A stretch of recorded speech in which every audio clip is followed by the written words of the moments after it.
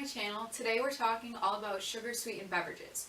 So sugar sweetened beverages include things like soda, sweetened teas and coffees, energy drinks, Gatorades, juices, anything that has a lot of added sugar to it.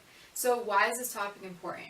Talking about this is super important because having these additional calories from the added sugar can lead to being overweight, it can lead to obesity, and it can increase your risk for other diseases in the future. So 14% of adults are currently drinking 1 can of soda or day per more.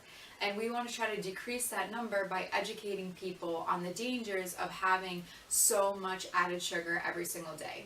So I'm going to go over to my board and show you a few examples and kind of explain how much sugar can just be in a simple can of, say, something like a Coke. So 1 can of Coke can have 39 grams of sugar, or it has 39 grams of sugar.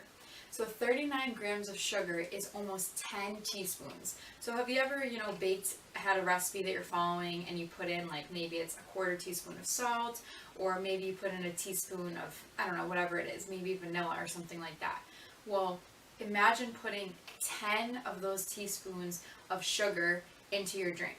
So that is a lot of sugar. That's probably like this much sugar that you are drinking just from 1 can of soda. So the recommended intake for added sugars per day is no more than 9 teaspoons for men and 6 teaspoons for women. So if you have 1 can of soda, you're already over the amount of added sugar that you should have in a day.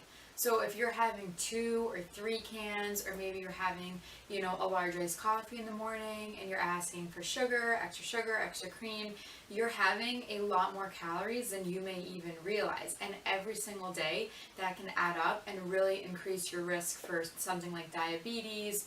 It can lead to a lot of weight gain. So that's why we want to educate and be aware of the fact that the drinks do matter.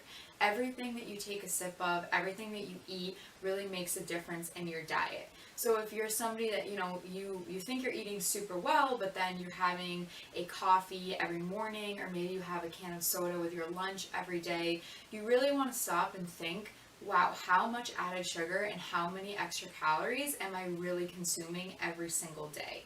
And the first step toward decreasing that amount is just making small goals for yourself. So if you're having a can of soda every single day, maybe you're going to cut back by 1 can every week. Or maybe you'll spend 2 weeks and you'll have 3 to 4, and then after those 2 weeks you'll kind of get used to maybe substituting that for something else, and then after a few weeks you can decrease even more. So maybe week 3 or 4 you're only down to 3 cans a week, and then your goal is to get down to no cans, but you kind of want to find something that works for you. So you don't want to just stop cold turkey, because if you're so used to having soda for so many years, it might be really hard for you to do that. So it's better to set smaller goals of decreasing your sugar consumption than just saying, nope, I'm completely done. If you are somebody that can do that, props to you, but that is really difficult to do if it's something that you've been having for all these years. So the other thing that you want to pay attention to is portion size. So you might have, a bottle of something that you bought at the supermarket when you went to grab your lunch, and you think that there's only a certain amount of added sugars in the entire bottle. But sometimes when you buy those bottles, 1 bottle can actually be 2 or 3 servings. So you really want to make sure that you're looking at the serving size on the nutrition facts label and seeing, okay, how much sugar is actually in this entire bottle. It's possible that it'll say 20 grams, for example, but that can only be 1 serving. So then you'd have to multiply that by 3, and then you're looking at 60 grams in an entire bottle, which is a lot of added sugar. That's 1.5 times the amount that's recommended for you to have every day. And if you're having that kind of drink multiple times per week, you really can imagine, how much extra sugar and calories that you're intaking. Other options that you can have for drinks can be like a seltzer. You can get seltzer in so many different flavors, and you can find one you like. You can also have, if you're a soda drinker, the first thing that you might want to try is going to diet soda if you're willing to have the artificial sweetener. And the other thing that you can do is, consume things like milk or just water. You can get like the Crystal Light packets if you want to make water at your house.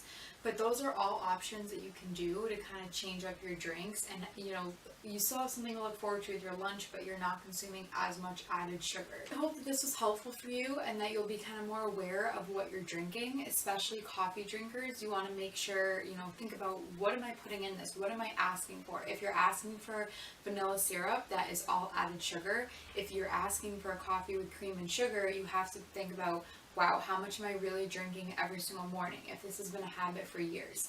And if you're looking to lose weight or kind of change your habits, that's a really good place to start, because a lot of people don't realize that their drinks make a huge difference in their weight loss and how they feel, and you really will be more energized with whole foods and a balanced diet that doesn't include all this added sugar. So let me know if this was helpful. Thank you for watching, and I hope you took a few tips that you can bring into your, your life and use.